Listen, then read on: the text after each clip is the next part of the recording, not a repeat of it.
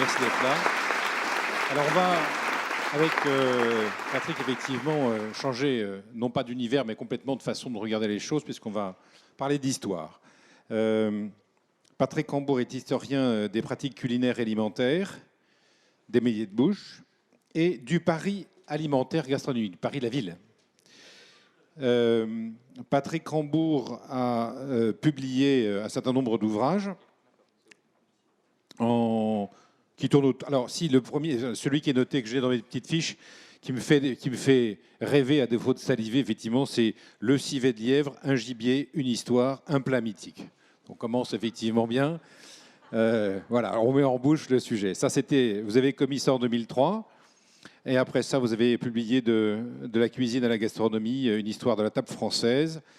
En 2010, en 2007, un autre livre sur la cuisine a remonté le temps. En 2010, Histoire de la cuisine et de la gastronomie française. En 2013, À table le menu.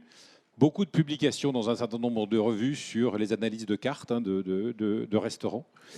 Il y a un ouvrage à venir, fin 2019, c'est La grande ville à nourrir en termes de logistique. Alors je ne connais pas le titre, mais non, je me trompe. Moi, je fais de la prospective, donc c'est une idée que je vous donne. Il y a un livre à venir, ça c'est vrai. Hein, mais alors voilà, il est à venir. Donc c'est pas ça. C'est peut-être l'idée que j'avais en tête en disant il y a un problème de logistique importante pour nourrir ou faire en sorte qu'il y ait 8 millions de repas qui soient servis par jour à Paris. Il faut bien amener les trucs quelque part. Enfin, voyez que ça passe quelque part et que ça ressorte aussi. Voilà. Je vais vous laisser donc intervenir sur Paris, capitale du goût et de la gastronomie. Alors, c'est sûr que Paris est capitale, ensuite capitale du goût, rayonnement international. Enfin, voilà, je vous laisse intervenir là-dessus. Merci beaucoup. Je suis très heureux d'être là avec vous, hein, vous tous. Alors, c'est sûr que là, je vais faire un bond en arrière, je vais parler d'histoire et je vais remonter jusqu'à la Renaissance, voire un peu au Moyen-Âge, pour terminer au 19e siècle. Alors, pourquoi Paris? Parce que Paris, c'est une ville sur laquelle je travaille depuis très très longtemps, depuis des années, et contrairement à ce qu'on pense un peu aujourd'hui, quand on parle de la cuisine française, de son histoire, voire de la gastronomie, son histoire, c'est d'abord faite avant tout à Paris, capitale de la France, capitale du Royaume de France, qui a été une capitale européenne et que pendant des siècles, Paris a eu un rayonnement international et son rayonnement a rejailli aussi sur la pratique culinaire, sur les manières de faire, sur les manières de manger et sur les arts de la table. Alors, Paris est une ville cosmopolite, ville des modes culinaires. La ville a très tôt été perçue comme une ville des plaisirs gourmands. Plaisir gourmand où s'élabore le bon goût, le goût parisien, qui longtemps sera considéré aussi comme le goût français. Ça peut choquer un peu encore aujourd'hui, mais quand on parlait de cuisine française au XVIIIe siècle et au XIXe siècle, c'est d'abord et avant tout la cuisine parisienne. Le régionalisme culinaire est arrivé un peu après, du moins sa reconnaissance, puisque la cuisine régionale a toujours existé. Alors, Paris, c'est d'abord un grand centre de consommation où affluent des denrées de toutes sortes, puis ce sera le lieu, en fait, où l'on va créer le restaurant. Donc là, c'est mon propos, ville où affluent toutes les denrées, ensuite le goût du restaurant. Car ce qui est intéressant à constater, c'est que dans l'histoire, notre perception du goût a changé, bien sûr, et a beaucoup évolué. Et aujourd'hui, quand on parle de goût, le goût de la restauration est quand même très important et il définit un peu ce que l'on est quand on va au restaurant. Et puis, enfin, Paris, c'est aussi la ville où va se développer ce que j'appelle les écrits gastronomiques, le discours gastronomique, puisqu'on parle de gastronomie, on parle de l'art gastronomique, on parle du repas gastronomique des Français. Mais qu'est-ce que le mot gastronomique? Ce n'est pas la pratique culinaire, le mot gastronomique. Du moins, si on pense aujourd'hui que la gastronomie, c'est faire la cuisine, ça va bien au-delà de cela. C'est le discours, c'est parler, c'est écrire, c'est penser. Et le goût se construit là aussi, dans notre manière de penser les choses, dans notre manière de voir la cuisine et de la faire. Alors, donc, une ville où affluent toutes les denrées. Si l'urbanisation, l'expansion commerciale, la croissance du tourisme et la demande grandissante des produits de luxe ont pu contribuer à l'émergence d'une gastronomie moderne sous l'Ancien Régime, Paris a très tôt été perçu comme un lieu d'abondance alimentaire, un grand centre de consommation régulièrement approvisionné dont nombre d'auteurs vont faire l'éloge. Il faut savoir que la ville va être perçue comme un aimant, en fait. Très tôt, la ville affirme son centralisme alimentaire. C'est encore assez présent aujourd'hui. On voit bien, quand vous regardez une carte de la France, déjà, quand on voit les trains, hein, mais on a quand même un des plus grands marchés alimentaires au monde, Rungis. Ce n'est pas rien, ce n'est pas anodin. Avant, c'était les Halles qui étaient au cœur de Paris. Maintenant, c'est Rungis. Et donc, si on a l'un des plus grands marchés alimentaires aujourd'hui en Europe, voire c'est pas anodin. C'est parce qu'il derrière il y a une construction historique et que cette construction historique, elle a commencé avec le Moyen Âge, avec les Halles de Paris, qui progressivement ont été agrandies et en plus ensuite ont été mises aux portes de la capitale.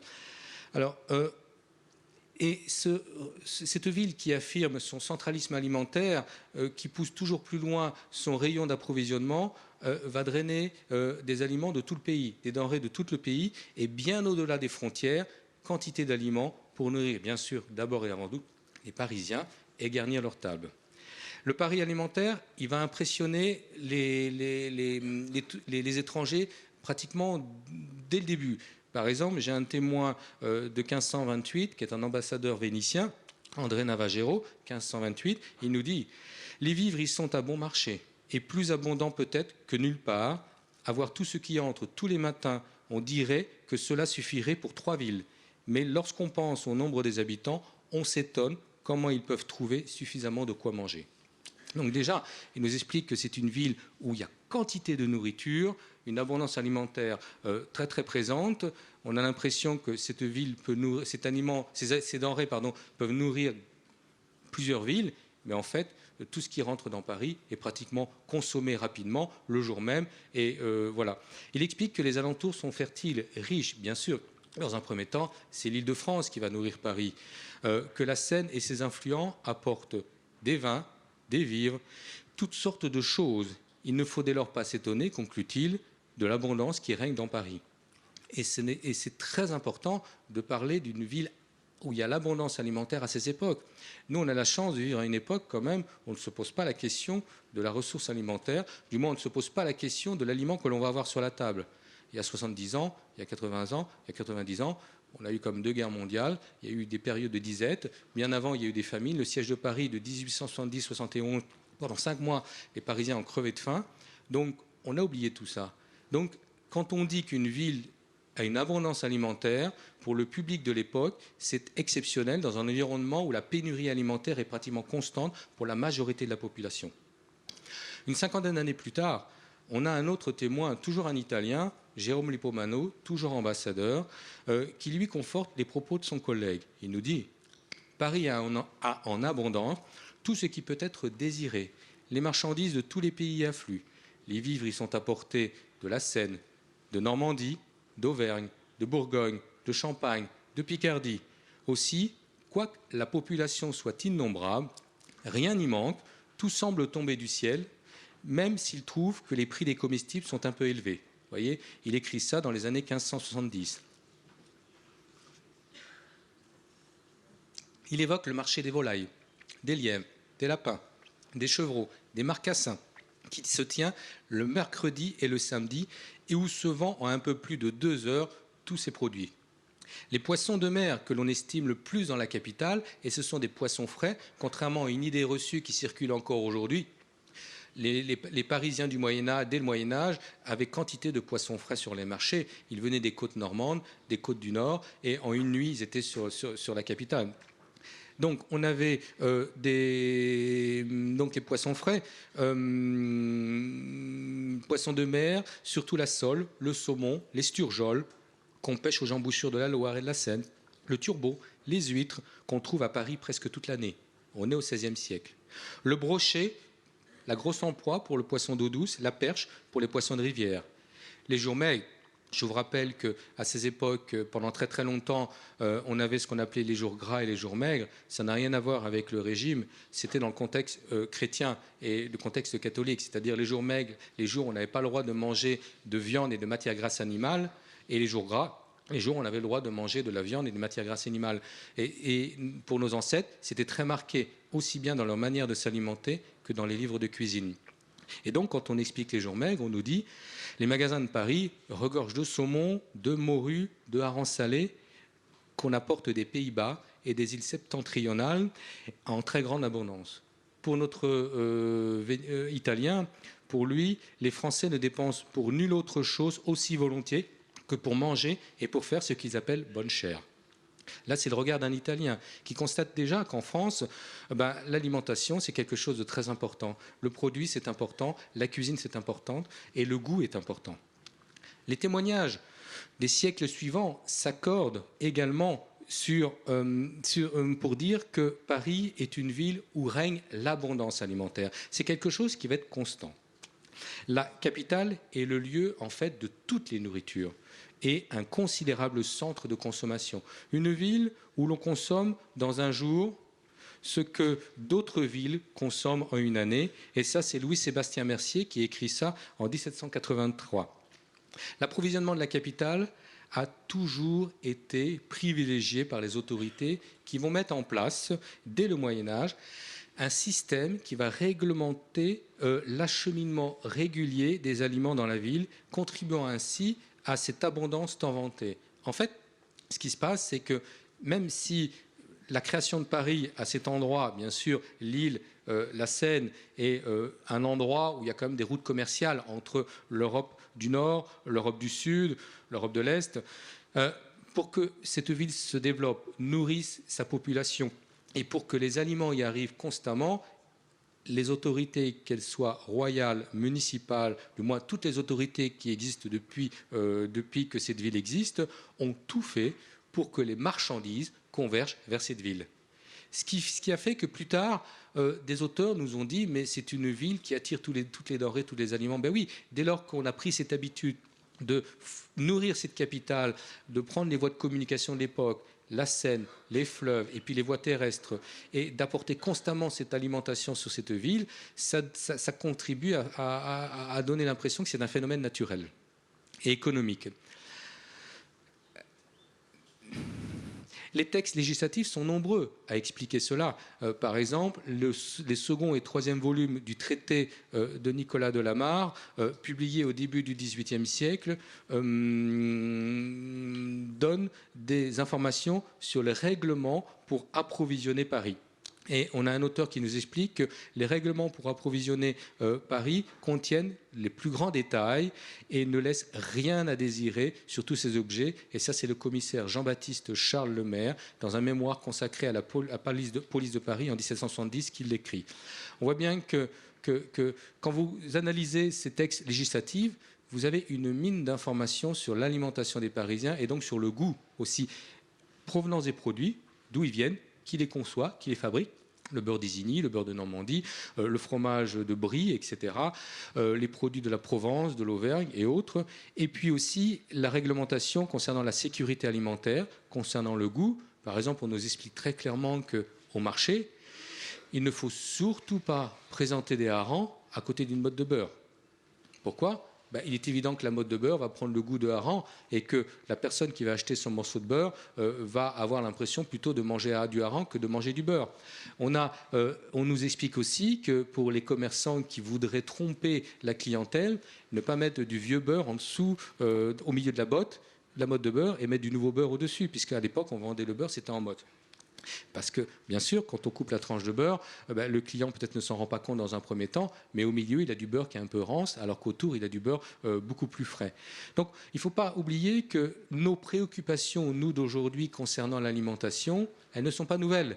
Nos questions sont différentes, certes, mais ces préoccupations sont constantes depuis des siècles. Toutes les provinces, en fait, contribuent à l'approvisionnement de Paris et entretiennent avec la capitale un commerce continuel et considérable. En fait, il y a une sorte de va-et-vient constant entre la capitale de ce pays et le reste du pays. Alors bien sûr, avec le regard des Parisiens de Paris, on peut être considéré, mais c'est la ville qui se croit plus haute que le reste du pays, sauf que l'alimentation parisienne, le goût parisien, n'aurait pas pu se construire sans ce qui est produit dans les campagnes françaises et sans ce qui est produit dans tout le pays. De plus, la quantité de denrées arrivant dans la ville excède de beaucoup le besoin des consommateurs et de la consommation parisienne. De ce fait, Paris est en même temps l'entrepôt général des provinces qui s'y procurent ce qu'elles ne trouvent pas chez elles. Donc le va-et-vient constant entre capitale et province se fait dans tous les sens. C'est-à-dire qu'une province produit tel produit, ça monte sur la capitale, une clientèle est intéressée par ça, mais si, par exemple, une autre province veut un produit, par exemple lyonnais, et cette province c'est l'Alsace, on ira plutôt sur Paris acheter ce produit plutôt que d'aller chercher dans la région lyonnaise. Donc on voit bien cette importance. Et indiquer la provenance d'un produit, c'est ainsi signifier aussi tout un savoir-faire spécifique à la région de production, tout en donnant une garantie gustative et un gage de qualité au public parisien. Là, on a par exemple une carte de France, des produits régionaux de France, une carte de 1810. Donc on voit bien que la préoccupation de cette époque nous concernant la gastronomie régionale, la gastronomie française, la cuisine, est déjà montrée au travers des cartes. Alors ça peut être un peu simplifié, hein. Par exemple, si on regarde l'ouest de la France dont je suis originaire, ça sera un peu de la charcuterie, les rillettes, par exemple, et puis plus du poisson dans le sud, dans les pays de la Loire, ça sera vraiment le poisson qui sera mis en avant, etc., etc. La ville de Sens produit, nous dit-on, le fromage que les Parisiens honorent par-dessus tout, à mon avis, et en digne, qui est servi sur les tables les plus élégantes. Je veux parler du brie. Et le brie, ça c'est un témoin du XVIe siècle qui nous dit ça, c'est le médecin Jean Brurat-Champier en 1560 qui nous explique donc que les Parisiens du XVIe siècle adorent le brie. Mais le brie est un fromage encore plus ancien puisqu'on en a des traces dès le Moyen-Âge, dès le XIIIe siècle. Il évoque aussi, ce médecin, les lamproies que l'on exporte depuis Nantes jusqu'à Paris et que l'on transporte, je cite, par courrier à cheval dans des récipients de bois longs et étroits. Un siècle plus tard, l'écrivain François Savinien d'Alquier atteste que dans Les délices de la France, un ouvrage de 1670, la renommée des huîtres de Granville que l'on envoie à Paris, celle des bœufs que l'on y engraisse pour la capitale, lesquels, nous dit-il, sont si gras, si délicats, qu'on en préfère bien souvent la chair aux moutons et aux perdrix. Donc on en vient à ce que des régions ne produisent exclusivement que pour la capitale. Donc ça crée de la qualité, ça crée du goût tout cela, puisque Paris concentre quand même une population qui a les moyens financiers. C'est aussi la ville des pouvoirs, pouvoir économique, pouvoir religieux, pouvoir politique. C'est là qu'il y a le Parlement, c'est là qu'il y a un temps la royauté. Même lorsque les rois vont s'installer à Versailles, Paris sera toujours la capitale de la France, et ça depuis au moins le Xe siècle. C'est une des spécificités quand même de ce pays. On a une capitale forte qui est là depuis très très longtemps. De son côté, l'anglais Martin Lister constate plusieurs variétés de lentilles. C'est 1698. Sur les marchés parisiens, l'une vient de Bourgogne par le canal de Briard. Le canal de Briard, c'est le Berry. L'autre, plus grosse, arrive de Chartres et une troisième du Languedoc. Donc, quand vous lisez les textes de ces époques, que ce soit des textes législatifs, des mémoires de voyageurs, les livres de cuisine, vous avez une mine d'informations sur les produits qui pouvaient être consommés, sur le discours gustatif, sur les préférences aussi de tel ou tel consommateur dans cette ville de Paris. Mais on pourrait voir la même chose aussi dans d'autres grandes villes du pays. Les boutiques parisiennes regorgent de spécialités régionales pour le plus grand bonheur des gourmets de la capitale. La construction gastronomique de Paris ne se fait pas sans les provinces du royaume et leurs spécialités culinaires et alimentaires. Tout le pays œuvre en fait pour la capitale afin de nourrir sa population, mais aussi satisfaire les plaisirs gourmands des élites. Ce sont ainsi autant de produits de luxe qui servent au prestige des meilleures tables de la ville. Le gourmand parisien ne vous parle que de dinde aux truffes du Périgord, des pâtés foie gras de Toulouse, des pâtés de thon frais de Toulon, des terrines de perdrix rouge de Nérac, de mauviettes de Pithiviers ou encore d'une hure cuite de Troyes. Et ça, c'est Louis-Sébastien Mercier qui le souligne en 1788. Le gourmand ne connaît et n'estime les différentes provinces que par leurs volailles, par leurs poissons. Il vous annonce qu'il arrive de Strasbourg une carpe la plus belle grosseur, qu'il ira à sa rencontre à l'hôtel des Diligences et que l'on devrait doubler les postes pour amener plus vite les Bartavelles des montagnes, les bécassines de Tombes et les coques vierges de Caux. Donc on a vraiment déjà toute une préférence alimentaire, gustative et gastronomique XVIIe, XVIIIe siècle. Ce qui veut dire qu'à la veille de la Révolution française, Paris est la ville où convergent et reçoivent leur concentration toutes les richesses gourmandes du royaume, contribuant ainsi en même temps au succès de la cuisine française et de sa réputation nationale et internationale. Et derrière ce succès culinaire français, il y a aussi ce succès du goût français et de cette évolution des pratiques culinaires et alimentaires.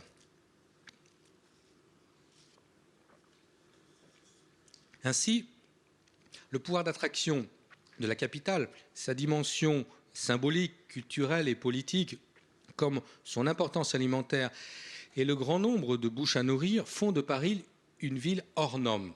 Hors norme déjà par rapport à ce pays, puisque ça a toujours été la plus grande ville de la France, mais hors norme par rapport aussi aux autres capitales européennes, puisque outre le fait que Paris va devenir une capitale gastronomique, Paris est aussi considéré comme la capitale du luxe, la capitale de la mode, et que cela va attirer des touristes étrangers dès les siècles modernes.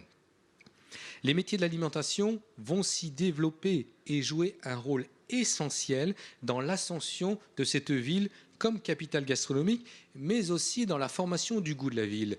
Car il ne faut pas oublier que quand on parle du goût, ce n'est pas que faire la cuisine à la maison, c'est aussi tous ces professionnels de bouche qui produisent ce goût. C'est aussi tous les producteurs qui produisent ce goût, et le consommateur bien sûr. Et en proposant une diversité de nourriture prête à consommer, ces professionnels de bouche vont créer des habitudes de consommation et une longue tradition d'artisans de bouche qui s'imposeront toujours plus dans le paysage urbain. La pratique du prêt-à-manger existe depuis le Moyen-Âge. Moi, je parle de spécialistes de fast-food du Moyen-Âge. Donc, des métiers de bouche qui vont s'imposer toujours plus dans cette ville et être quelque part un modèle.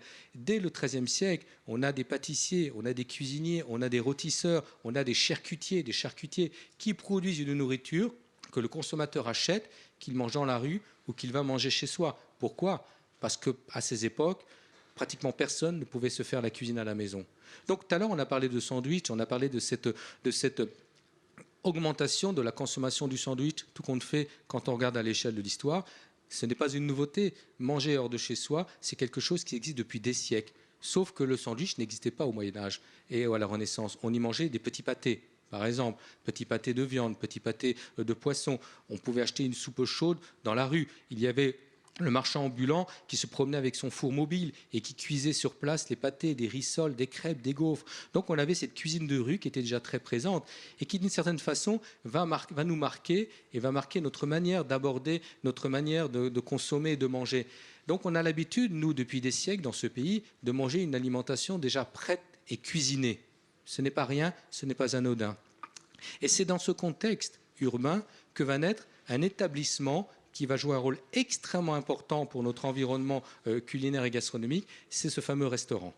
Ce fameux restaurant qui, quelque part, encore aujourd'hui, forme d'une certaine façon notre goût gastronomique et notre goût culinaire, plus qu'à la maison.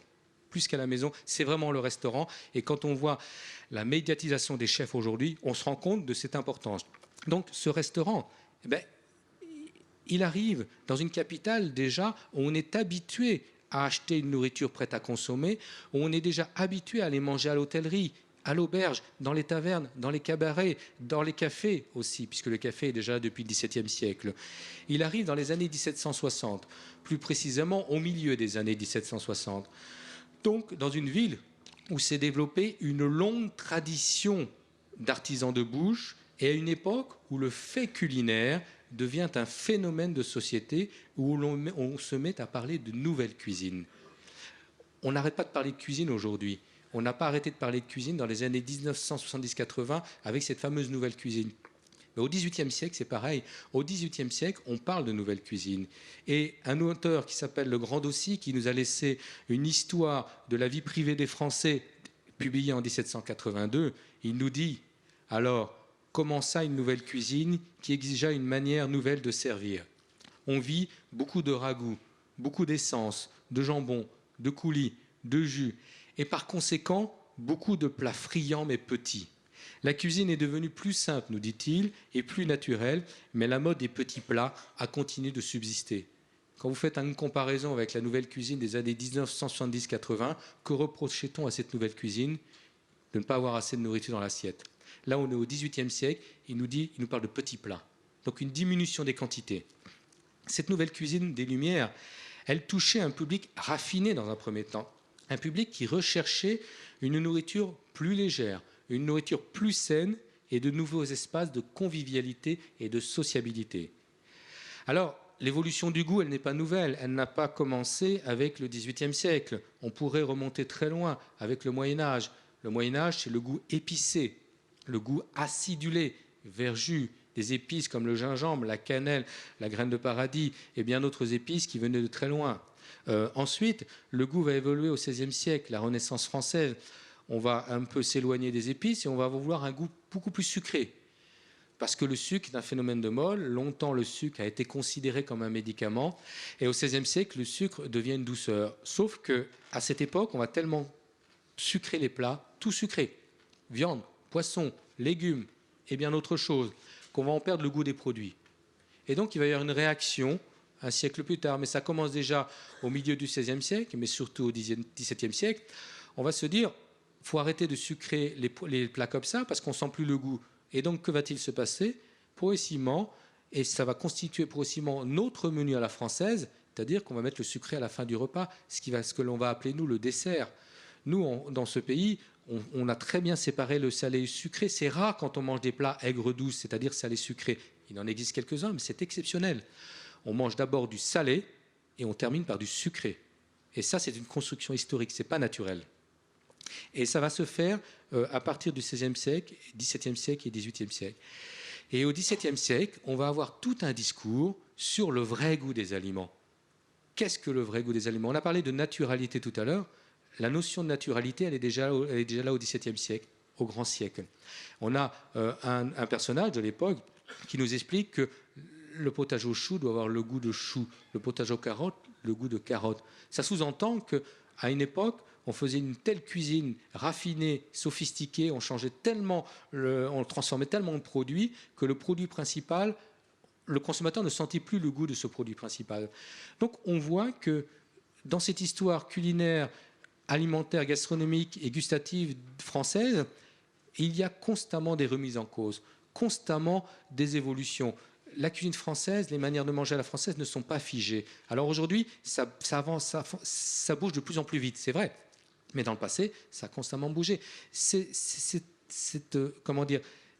une capacité importante qui a fait que cette cuisine et cette alimentation française se sont constamment renouvelées à un moment donné, sous la pression de la société, sous la pression des consommateurs, et que c'est sa force, et c'est ce qui a fait d'une certaine façon son succès. Alors, revenons au restaurant. Les premiers restaurateurs qui apparaissent comme une nouvelle profession répondent en fait à cette attente en proposant des mets qui contribuent à conserver, voire à rétablir la santé du client, comme ces excellents consommés ou restaurants que l'on pouvait venir déguster à toute heure dans une vaisselle en faïence blanche ornée d'un réseau d'or, puisque à l'origine, le restaurant s'adresse à un public élitiste. Mais pourquoi restaurant? Ça vient du mot restaurant. Restaurant, à l'origine, c'est un bouillon. Restaurare, en latin, restaurer le corps humain. Au Moyen-Âge, quand on dit « je donne un bouillon » ou « je prépare un restaurant à quelqu'un », c'est lui préparer un bouillon de santé, lui donner quelque chose concentré qui a été cuit avec de la viande, il y a beaucoup de viande à l'intérieur, et donc lui donner des forces nouvelles pour qu'il retrouve la santé. La vertu de réparer les forces perdues, nous dit-on, d'un malade et d'un homme fatigué. Et ça, c'est un dictionnaire du XVIIe siècle qui nous le dit. Certains restaurateurs, les premiers, dont le sieur Le Rose, par exemple, en 1769, n'hésitera pas d'ailleurs à nommer son établissement maison de santé. Donc les premiers restaurants sont d'abord et avant tout des maisons de santé. Quand on va au restaurant aujourd'hui, on ne pense pas à ça. Même si la cuisine du restaurant aujourd'hui a beaucoup changé, elle n'est moins riche, j'entends par exemple présence beurre, crème, etc., que la cuisine que l'on pouvait consommer il y a 20 ou 30 ans dans les restaurants. Par exemple, dans un restaurant des années 1760, on pouvait trouver du chapon au gros sel, de la crème de riz et de gruau de Bretagne, des macaronis, des compotes, des confitures fines. Les lieux étaient élégants, et l'on pouvait y aller sans blesser la délicatesse pour y prendre son consommé, comme on va dans les cafés prendre sa bavaroise et y jouir des agréments de la société. La nouveauté du restaurant, c'est que les dames pouvaient y aller sans problème. Parce qu'avant, aller dans un établissement public pour une grande dame, ça pouvait être très mal perçu. Donc là, c'est un lieu où hommes et femmes peuvent y aller sans problème. La formule rencontre un très grand succès. Dès 1767, Diderot témoigne de son plaisir d'aller manger chez les restaurateurs. Et une quinzaine d'années plus tard, le grand Dossi pouvait écrire que la nouveauté, la mode, et peut-être même leur cherté les accréditèrent, car telle personne qui n'eût point osé aller s'asseoir à une table d'hôte pour y dîner, allait sans honte dîner chez un restaurateur. Alors bien sûr, le restaurant va contribuer à faire évoluer le goût, les manières de cuisiner, les manières de manger. Alors, ce restaurant, ça n'aurait pu être qu'un épiphénomène. Comme aujourd'hui, on voit plein de modes culinaires qui se développent, certaines perdurent, d'autres disparaissent. Ça aurait pu être un succès sans lendemain, mais les restaurateurs vont s'imposer dans le paysage parisien, élargir leur gamme de plats et créer le restaurant gastronomique. C'est ainsi que se sont successivement établis les Méo, les Robert, les Roses, les Véry, les Léda, les Brigot, les Legac, les Beauvilliers, les Naudet, les Lédon, écrit Grimond la Reynière en 1803 dans son Almanach des gourmands. Des restaurateurs de renom qui feront briller la capitale française et qui désormais donneront le ton du goût culinaire et du goût gastronomique.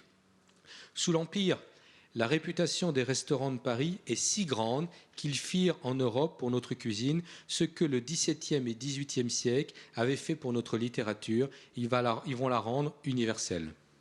Alors là, par exemple, l'exemple du Grand Véfour, qui existe encore aujourd'hui et qui est un des plus anciens restaurants donc, qui date du Palais Royal, fin 18e, début 19e siècle. Avant, c'était un café, le café de Chartres, qui est devenu donc un restaurant. Les touristes du monde entier venaient les découvrir, notamment ceux du Palais Royal et de ses alentours, où se concentrèrent longtemps les établissements de haute restauration. Je ne vous ferai pas l'éloge de la cuisine de Véry, sa réputation a dû parvenir jusqu'à vous, elle est justifiée, écrit l'Allemand Johann Friedrich Richard dans une correspondance de mars 1803. Un Allemand qui vient à Paris, un Allemand connu, c'est un musicien connu, qui écrit à une de ses correspondantes en expliquant « c'est pas la peine de vous décrire le restaurant Véry de Paris, même en étant en Allemagne et même si vous n'êtes jamais venu à Paris, ce restaurant est connu dans toute l'Europe. » C'est la force de cette gastronomie, cette cuisine française. Et un autre témoin nous dit « un bon déjeuner chez Véry nous donna la force et la gaieté nécessaires pour jouir de tout ce que notre curiosité était avide de voir. Nous dînâmes chez les frères Provençaux et fûmes le soir au vaudeville. » Et ça, c'est le baron de Loewenstern, un Russe, qui relate ça dans ses mémoires une bonne dizaine d'années plus tard. Donc là, je vous ai mis un menu des trois frères Provençaux. C'est un des restaurants les plus célèbres du Palais Royal. Là, c'est un menu, une carte plutôt. C'est pas un menu, c'est une carte du début du début 19e siècle, pardon. Et on voit bien que c'est une liste de plats qui sont segmentés et donc on nous présentait en fait des plats avec un prix. Et ça, la carte du restaurant était la grande nouveauté. La grande nouveauté, c'est que le public pouvait aller dans ces établissements et choisir au dernier moment ce qu'il voulait manger. Ce qui ne pouvait pas être, c'était pas le cas avant. Donc c'est une grande nouveauté. Et le restaurant des Trois Frères Provençaux est un restaurant très célèbre. Il va contribuer aussi à populariser la cuisine provençale à Paris et dans le reste du pays et au niveau européen. Tous venaient apprécier la qualité de la cuisine, l'élégance du service de table et le décorum du lieu. Des salons brillants où tout est arrangé pour le plaisir des yeux. Ces tables de granit, ces candélabres en bronze doré, ces vases de fleurs que multiplient en les réfléchissant les panneaux de glace dont les murs sont couverts, commence un enchantement que l'art du cuisinier soutient pendant tout le repas. Et ça, c'est Étienne de Jouy qui nous explique ça en 1813 dans ses observations sur les mœurs parisiennes. Le restaurant est aussi perçu comme une institution moderne, car on pouvait y prendre un repas à l'heure que l'on souhaitait, choisir son menu, définir à l'avance la somme à débourser, décider d'un repas consistant ou non et l'arroser des meilleurs vins français. Et pour le gastronome Brillat-Savarin, le salon d'un restaurateur est l'Éden des gourmands. le restaurant n'aurait pu rester en fait qu'un épiphénomène parisien, une mode parisienne, mais ce serait oublier l'importance culturelle de Paris, l'importance culturelle et son aura gastronomique. Et le lieu va devenir un établissement de la créativité culinaire et conforter la réputation de cette cuisine et de cette gastronomie. Et le nom et la formule vont se diffuser dans toute la France et dans le monde entier. Mais la réussite de ces grands établissements n'explique pas à elle seule le succès des restaurants. La grande réussite, c'est que ces restaurants vont très vite se démocratiser et très vite s'adresser à un public moins fortuné. Et ce sont des restaurants qui vont s'adresser donc aux travailleurs, aux artisans, aux bourgeois, à ceux qui ne pouvaient pas rentrer à la maison le midi pour manger et qui proposeront, eux, des restaurants à prix fixe, pas comme le menu, la carte précédente, un prix où vous rentrez dans un établissement, vous êtes sûr d'avoir votre entrée, votre plat principal, votre dessert, votre boisson, votre morceau de pain pour tel prix. Cette catégorie d'établissements, donc, présentait un menu complet à un public qui avait peu de moyens financiers. Paris devient dès lors la ville où l'on dîne le plus au restaurant et où l'on peut y faire la meilleure chère quand on ne regarde pas la dépense et où l'on peut mieux s'y nourrir à prix très modéré, explique un almanach de 1867. C'est le paradoxe de cette ville, c'est-à-dire que pendant des siècles, à cette époque, quand on venait sur la capitale, on était sûr d'y manger correctement, d'y trouver de la nourriture, même si on avait très peu d'argent dans les poches.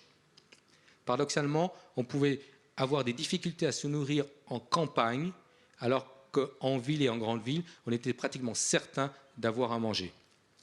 Alors, et puis encore, cette ville, donc au XIXe siècle, conforte son aura gastronomique, conforte son statut de ville gourmande, et deux facteurs, bien sûr, vont contribuer à cette évolution. D'abord, le succès des restaurants, comme je viens de le démontrer. Le second facteur est l'affirmation d'une littérature gourmande dans sa forme moderne. Joseph Berchoux popularise le mot gastronomie dans son poème de 1801. Alexandre Balthazar Laurent Grimaud de la Reynière lui donne un élan en publiant son Almanach des gourmands 1803-1812, le genre nouveau de la chronique gastronomique. Et Jean-Ansel Brillat-Savarin, voilà, ça c'est le restaurant des Trois Frères Provençaux au XIXe siècle, voilà. Et Almanach des gourmands, et Jean-Ansel Brillat-Savarin publie un ouvrage qui s'appelle La physiologie du goût 1826, toujours édité aujourd'hui, qui ambitionne de donner une définition scientifique de la gastronomie, c'est-à-dire la connaissance raisonnée de tout ce qui a rapport à l'homme en tant qu'il se nourrit. Rappelons que la gastronomie est d'abord et avant tout le discours sur le boire et le manger, puis l'art de la bonne chère, et moins la pratique culinaire. Aujourd'hui, on utilise ce terme, on lui donne un sens très large. Dans une de ses lettres rédigées sous le consulat, 1802-1803, notre Allemand Johann Friedrich Reichard écrit « Vous ne vous étonnerez pas que dans une capitale où se vulgarise le talent du bien boire, où le luxe de la table extravagante semble la préoccupation essentielle de la vanité des nouveaux riches, une littérature gastronomique ait surgi. » Et l'auteur se réfère à des ouvrages dont on parle beaucoup à cette époque dans les cercles parisiens, lorsqu'il séjourne dans la capitale. D'abord, La gastronomie ou l'homme des champs à table, 1801, un poème didactique en 4 chants rédigé par Joseph Berchoux. Le premier chant est une histoire abrégée de la cuisine des anciens. Les 3 suivants représentent chacun le service d'un grand repas. Devant le succès de l'ouvrage, une nouvelle édition paraît en 1803, augmentée de nouveaux textes. Et notre auteur dit « J'ai consulté les meilleurs cuisiniers, les artistes les plus distingués. J'ai dîné chez Véry, chez Rose, chez les frères Provençaux et autres, avec des amateurs et des beaux esprits qui m'ont aidé de leur lumière et avec qui je me suis enivré pour me perfectionner dans mon art. » Écrit Berchoux dans l'avertissement de la seconde édition, affirmant sa volonté de mieux connaître la pratique gastronomique. Le poème sera par la suite régulièrement publié et traduit. Aujourd'hui, ce texte, vous le trouvez dans toutes les langues européennes. Ça montre l'influence qu'il a pu avoir à cette époque. Notre témoin allemand évoque aussi l'Almanach des gourmands de Grimaud de la Reynière. C'est le manuel des amphitryons. Grimaud de la Reynière, que je vous ai présenté tout à l'heure. Je ne peux pas aller en arrière. Bon. Il publie en 1803 son almanach qui rencontre un grand succès. L'avertissement d'éditeur nous dit l'ouvrage s'ouvre avec un calendrier nutritif qui suit les 12 mois de l'année, se poursuit avec la promenade d'un gourmand dans les divers quartiers de Paris. Quand vous regardez l'Almanach des gourmands 1803, vous avez l'impression de vous promener dans le Paris de cette époque, de pouvoir acheter votre pâtisserie chez tel pâtissier, votre charcutier chez tel charcutier, etc., etc. Et puis l'ouvrage se termine par des variétés nutritives faites de maximes, de réflexions, d'anecdotes et de ce qu'il appelle les folies gourmandes. L'Almanach de Grimaud est une source incontournable pour pénétrer le cœur gastronomique post-révolutionnaire de la capitale et découvrir le Paris gourmand du Consulat et du Premier Empire. C'est en effet une sorte de guide pratique qui offre le palmarès des meilleures adresses de la capitale. Et l'auteur nous mène en effet au plus près d'une réalité historique, celle des denrées que l'on vendait dans cette ville, des enseignes gourmandes qui proposaient des produits de première qualité, des artisans de bouche réputés dans leur spécialité, des restaurants les plus renommés du moment, etc. Et 12 volumes seront édités jusqu'en 1812. Il va être un tournant dans notre manière d'aborder la gastronomie et de penser la cuisine et la gastronomie dans ce pays. Aujourd'hui encore, tous les grands chefs connaissent Grimaud la Reynière et se réfèrent à lui. Outre la série des almanachs gourmands, il va publier aussi chaque mois, à partir de janvier 1806 et durant 2 ans, ce qu'il va appeler le journal des gourmands et des belles ou l'épicurien français. La revue s'occupe du choix et de la nature des mets, des innovations dans l'art et de bien manger, de l'identification des meilleurs restaurants, des marchands comestibles, des pâtissiers, des confiseurs, de la qualité des vins et des crus qui les produisent. Et etc., etc. En fait, il va créer notre presse gastronomique sur laquelle on s'appuie encore aujourd'hui, le guide gastronomique, donc la revue gastronomique, la revue qui aborde l'alimentation, etc., etc.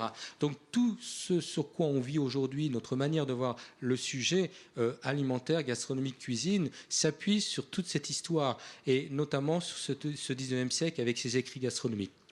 Il va publier aussi, à partir de 1808, le journal de l'épicurien français ou les dîners du caveau moderne. Et il va publier aussi le manuel des amphitryon, qui est une sorte des codes de bonne manière et des usages de table. Donc, qui va permettre d'expliquer donc au maître de maison, par exemple, comment servir ses plats, comment découper sa pièce de viande rôtie à son public. Et puis, autre personnage important que l'on connaît tous, parce que ne serait-ce parce qu'il y a un fromage qui s'appelle comme ça, c'est Brillat-Savarin. Brillat-Savarin qui va publier donc sa physiologie du goût. Il se présente comme un professeur qui apporte son érudition sur les sujets de cuisine et de la table, une façon d'enseigner la culture gastronomique aux futurs convives.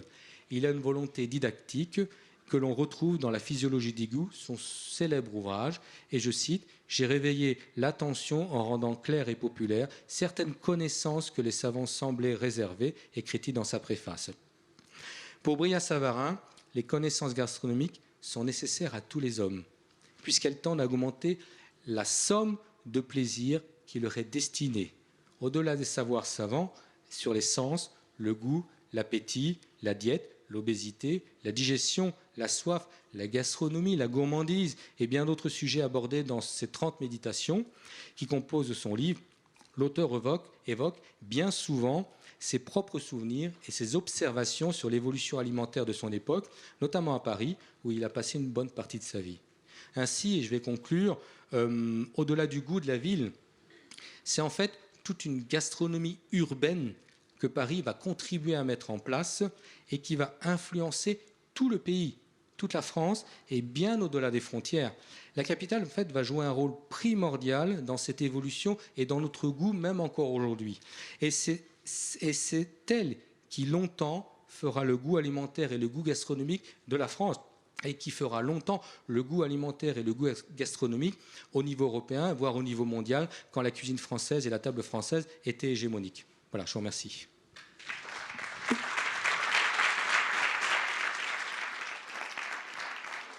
Donc Patrick, merci beaucoup pour ce retour en arrière. Enfin, ce n'est pas un vrai retour parce qu'il y a plein de choses qui sont d'actualité.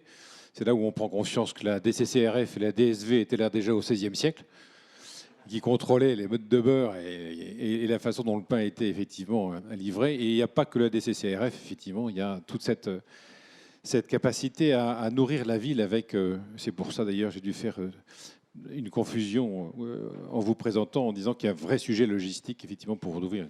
On va repartir pendant 10 minutes sur le même exercice. L'objectif, c'est soit de poser des questions, soit de nous faire part, en fait, de certains de vos étonnements.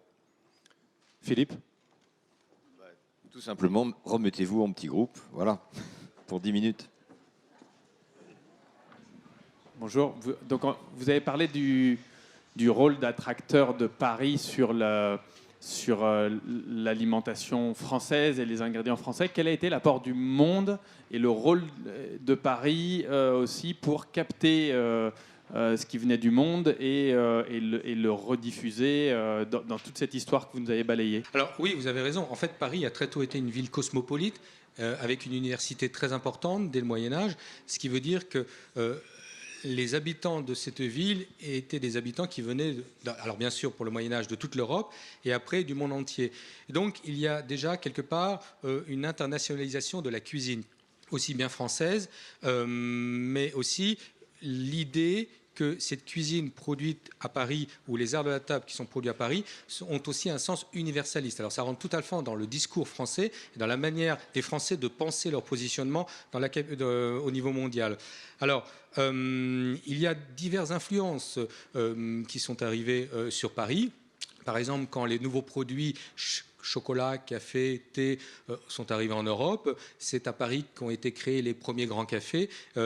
Quand sont arrivés des produits comme la dinde, les pommes de terre, etc., on voit bien que la capitale va jouer un rôle important aussi. Ça n'empêche pas non plus que dans les provinces ne vont pas apporter leur touche aussi. Si on revient sur les pommes de terre, les Parisiens et la capitale vont rechigner sur ce produit pendant environ 2 siècles, parce que c'était considéré comme un produit des périodes de famine, comme un produit pour les cochons, et ça n'avait aucun sens que ce produit, cette pomme de terre, puisse se retrouver sur la table d'un urbain. Je dis un urbain parce que c'était aussi bien chez les riches que chez les plus modestes. Il a fallu beaucoup de temps, et notamment la persévérance de Parmentier, qui, dans un premier temps, a voulu faire passer le message en panifiant donc, la pomme de terre pour proposer du pain, puisque dans la psychologie des Français, le pain sur la table, c'est l'aliment totem, c'est l'aliment le plus important. Mais même s'il n'a pas bien réussi, le simple fait de faire cet essai, il a fait comprendre que la pomme de terre, tout compte fait, c'est un légume, un tubercule que l'on pouvait faire de différentes façons. Voilà par exemple. Alors, d'autres exemples, il faut voir que l'influence est de part et d'autre. Pourquoi ? Outre les produits et les manières de cuisiner qui peuvent venir de l'extérieur, de l'étranger, c'est surtout les Français qui vont à l'étranger, qui apportent leurs connaissances à l'extérieur et qui reviennent avec des expériences étrangères. Pourquoi ? Parce que les grands chefs français, à partir du XVIIe siècle, vont travailler dans toutes les cours européennes. Antonin Carême a travaillé en Angleterre, en Hollande, en Russie, Urbain Dubois, Jules Gouffet, tous ces chefs du XIXe siècle ont travaillé dans toutes les grandes cours européennes. Au XVIIIe siècle aussi, Vincent Lachapelle a travaillé en Angleterre. Et quand vous lisez leurs livres de cuisine qu'ils ont publiés, certes, vous y voyez une cuisine française, mais vous y voyez aussi beaucoup d'influences venant des pays où ils ont travaillé. Et quand vous lisez les livres des cuisines étrangères qui sont publiés en Italie, en Allemagne, dans les pays nordiques, en Angleterre, c'est truffé de mots français, voire ce sont des ouvrages traduits en français, parce qu'il y a une réelle influence française aussi. Donc en fait, cette cuisine et cette alimentation française n'ont jamais été fermées, elles ont toujours été ouvertes à l'extérieur, elles ont toujours su adapter ce qui venait de loin, mais d'une certaine façon, à franciser les choses. On voit bien ce qui se passe avec le hamburger, par exemple. Le hamburger, il y a 10 ans, on disait c'est la malbouffe, c'est la catastrophe, c'est la fin de la gastronomie française. Aujourd'hui, vous regardez une carte de brasserie, vous avez le hamburger partout. Qu'est-ce qui s'est-il passé ? En fait, on a embourgeoisé le hamburger. Le hamburger, vous pouvez le manger sur une table nappée, fourchette, couteau, un bon verre de Bordeaux ou de Bourgogne. Vous pouvez manger un fromage, une salade, un dessert, voire une entrée. Et vous avez même la possibilité, dans une brasserie, d'utiliser vos doigts. Voilà. Bon, ça, c'est très français, ça. C'est comme ça qu'on fonctionne d'une certaine façon avec l'alimentation. Quelque chose, on ne rejette pas tout d'emblée. On essaie de voir comment ça peut s'intégrer dans la cuisine française. Alors bien sûr, on peut beaucoup critiquer ça, mais c'est comme ça qu'un peu fonctionnent les choses. Voilà. Il est passionné. Allez, une autre question. Une dernière question. Par là ? Allez-y, madame. D'accord. Est-ce que vous considérez que la France peut Paris a toujours le leadership de la gastronomie ou est-ce qu'il y a un glissement vers d'autres zones d'influence? Oui, Merci. alors, merci de votre question. Oui, on ne peut pas dire... il est clair que pendant des siècles, il y a eu une hégémonie française. Milieu XVIIe siècle jusqu'à la fin du XXe siècle, avec la nouvelle cuisine des années 70, 80, 90, avec des grands chefs comme Bocuse, Guérard, Robuchon et autres. Mais aujourd'hui, on ne peut plus dire que c'est le cas.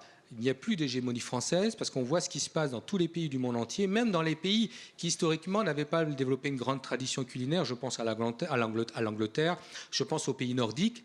Que voit-on? Je pense à l'Allemagne. On voit depuis quelques décennies des jeunes chefs qui se mettent en avant, qui font une cuisine extrêmement sophistiquée, extrêmement innovante. Mais tous disent quelque chose de très important. Tous disent on s'est formé à l'école française. C'est-à-dire que la force de cette cuisine française, elle est encore là dans la formation, dans les écoles, dans toutes les écoles hôtelières du monde entier. Vous apprendrez le modèle français. Et à partir de là, il y a quelques années, j'étais intervenu à l'Institut allemand Goethe à Paris. Il y avait un jeune chef allemand berlinois qui était là. Et il expliquait, mais je fais une cuisine allemande, je prends des produits allemands, mais je travaille techniquement à la française. C'est-à-dire que c'est ça qu'on a exporté quelque part d'une certaine façon. C'est la manière de cuisiner dans le monde professionnel qui est restée. Et c'est là qu'on a encore de l'influence et de la force. On ne peut plus dire aujourd'hui que c'est hégémonique. C'est d'abord, si on disait ça, on nous regarderait, on disait ces Français, ils sont toujours fiers de... Voilà, c'est fini. On ne peut plus dire que la cuisine française est la meilleure du monde, comme on le disait il y a 50 ans. Ça, c'est terminé. Et d'ailleurs, je ne l'ai jamais pensé. Historiquement, on ne peut pas dire ça.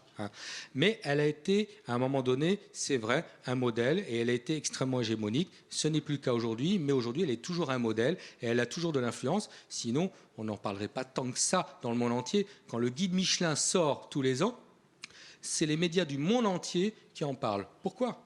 C'est très surprenant. On ne parle pas des autres guides américains, européens quand ils sortent. Non, le guide Michelin sort, tout le monde en parle. Ça montre bien qu'il y a quelque chose qui fonctionne derrière. Voilà. Merci beaucoup. Patrick Rambourg, historien de la gastronomie et spécialiste de la gastronomie à Paris.